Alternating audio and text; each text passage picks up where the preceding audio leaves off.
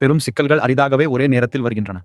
அவற்றை சிறு இடைவெளிகளாகவோ சமிக்ஞைகளாகவோ அல்லது தவறுகளாகவோ முன்கூட்டியே காண்கிறோம். முற்போக்கானவர்கள் அவை அவசரமாகும் வரை காத்திருக்காமல் சமிக்கை செயல்படுகிறார்கள். உதாரணமாக, சட்டையில் பொத்தான் தளர்ந்தால் அது விழும் வரை காத்திருக்காமல் உடனே தைக்கிறார்கள். துரதிருஷ்டவசமாக இந்த முறை மீண்டும் மீண்டும் நிகழ்வதில்லை. தரமான பணியில் ஈடுபடும் பலரிடமும் குறைபாடு மீண்டும் தோன்றும் போது குழுவால் அதை முன்கூட்டியே காண முடிகிறது. ஆனால் செயல்முறையை சரி செய்வதற்கு பதிலாக அது வெளியேறுவதற்கு முன் தடுக்க மற்றொரு ஆய்வை சேர்க்கிறார்கள். அது கட்டுப்படுத்துதல் மட்டுமே முன்னேற்றம் அல்ல. இது ஆபத்தை குறைக்கலாம், ஆனால் அமைப்பு மாறாது, குறைபாடு தொடரும். திறமையானவர்கள் செயல்முறையை மாற்றுவதற்கு பதிலாக ஏன் இந்த பாதுகாப்பான பாதையை தேர்கிறார்கள்? அந்த தேர்வு உணர்வு பூர்வமானது. வசதி பாதுகாப்பானது, ஏனெனில் அது ஆபத்து, மோதல் மற்றும் தவறுகளிலிருந்து காக்கிறது. மாற்றம் என்பது பழகியதை விட்டு வெளியேறவும் பொறுப்பேற்கவும் நகரவும் கேட்கிறது. முடிவு என்னவென்று தெரிவதற்கு முன்பே தற்போதைய முறை போதாது என தெரிந்தும் மக்கள் எதிர்ப்பதற்கு இதுவே காரணம். இது பழைய நடைமுறை. குகையை விட்டு வெளியேறிய மூவர் பற்றிய கதை இதற்கு சிறந்த உவமையாகும். அந்நடைமுறை ஒரு பழைய கதையில் உள்ளது. இருண்ட குகையில் வாழ்ந்த ஒரு குழுவைச் சேர்ந்த மூவர் புதிய உலகிற்கு செல்ல முடிவெடுத்தனர். அவர்கள் வெப்பம், குளிர், முட்கள், பயம், நிச்சயமற்ற தன்மைகளை கடந்து ஒளியை கண்டனர். பின் தாங்கள் கண்டவற்றை தன் குழுவிடம் சொல்ல திரும்பினர். ஆனால் அவர்கள் ஒளி, நிறம் மற்றும் வெளி உலகை பற்றி சொன்னபோது அக்குழுவினர் அவர்களை ஏற்கவில்லை. பழைய வழியில் இருப்போருக்கு புதிய சிந்தனை முதலில் ஈர்ப்பதில்லை. அது ஆபத்தாகவும் இடையூறாகவும் அச்சுறுத்தலாகவும் தெரிகிறது.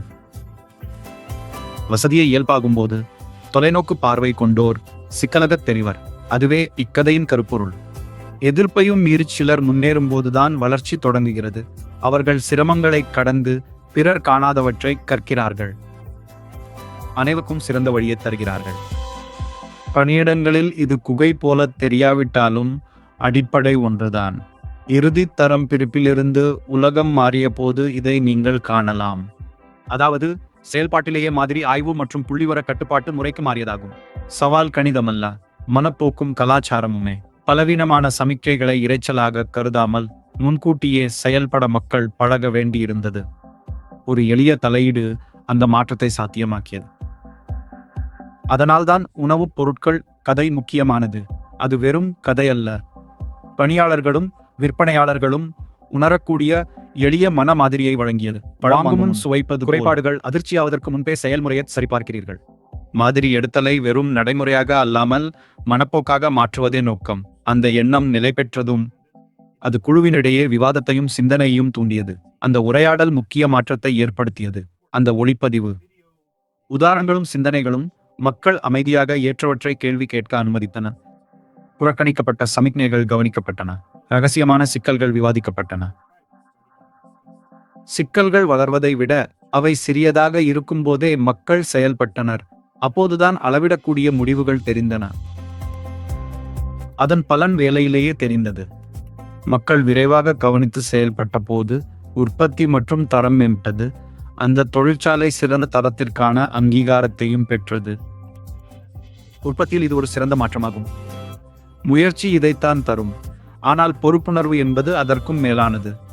ஆபத்து கூடும் முன் மேலிடத்திற்கு தெரிவிப்பதே அது. இதே சிந்தனை சிக்கல்களை மேலிடத்திற்கு தெரிவிப்பதற்கும் பொருந்தும். முன்கூட்டியே தெரிவிப்பது பலவீனம் அல்ல, அது பொறுப்புணர்வின் ஒரு பகுதியாகும். உங்களுக்கு ஆதரவு தேவைப்படும் போது, ஆதாரங்களோ அல்லது முடிவுகளோ தேவைப்படும் போது சிக்கலை முன்கூட்டியே எழுப்புவது ஒரு பொறுப்பான நடைமுறை செயலாகும்.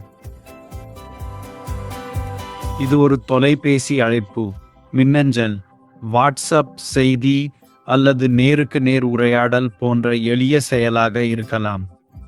அவை குழப்பங்களை தீர்த்து வேலை முடங்குவதையும் இடைவெளி அதிகரிப்பதையும் தடுக்கின்றன. காத்திருப்பதால் ஏற்படும் மாறுபாடு இது. காலநேரம் பொருளை மாற்றுகிறது.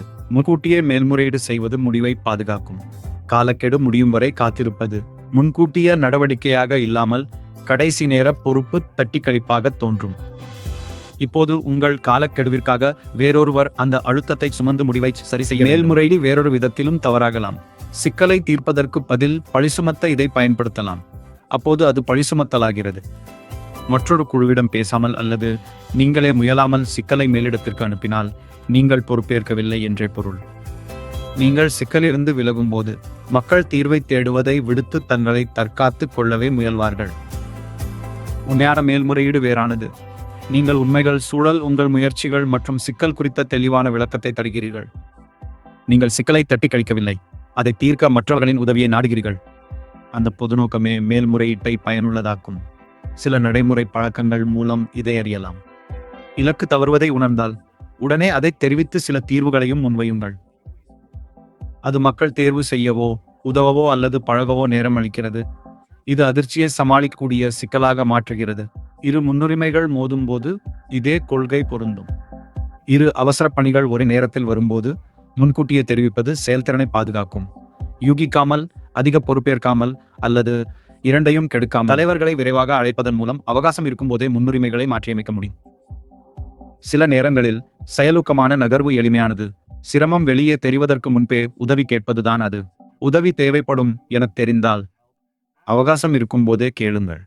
அது சார்பு நிலை அல்ல, செயலூக்க வலிமை. அது விழிப்புணர்வு, தீர்ப்பு திறன் மற்றும் அர்ப்பணிப்பை காட்டுகிறது. மக்கள் அவ்வாறே தொடர்ந்து செயல்படும் போது தலைவர்களும் குழுக்களும் இதில் முக்கிய பங்காற்ற வேண்டும். இந்த நடத்தைகளை தலைவர்களே தீர்மானிக்கிறார்கள். முன்கூட்டியே பேசுவதை பாதுகாப்பானதாக்கி நம்பிக்கையை உருவாக்குகிறார்கள்.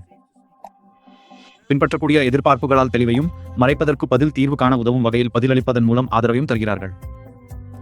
தலைவர்கள் இவ்வாறு பொறுப்புணர்வை வலுப்படுத்தும் போது குழுக்கள் முன்கூட்டியே செயல்பட வாய்ப்புள்ளது. காலப்போக்கில் அதுவே கலாச்சாரமாகிறது. சிறந்த குழு கலாச்சாரம் இதுவே. மக்கள் விரைந்து பேசி சிக்கல்களை தீர்க்கின்றனர். கடினமானவற்றை இடத்திற்கு நகர்த்துகின்றனர். சிக்கல்கள் எளிதாக இருக்கும்போதே அவை வெளிப்படுகின்றன. திறன் குறையும் முன் ஆதரவு கிடைக்கிறது. பொறுப்பு தவிர்க்கப்படாமல் பகிரப்படுகிறது. இந்த முழு மேல்முறையீட்டு பிரிவும் கட்டமைக்கப்பட்டுள்ள தரம் இதுதான். இது நேரடியாக நம் அனைவருக்குமான ஒரு இறுதி சவாலுக்கு இட்டு செல்கிறது.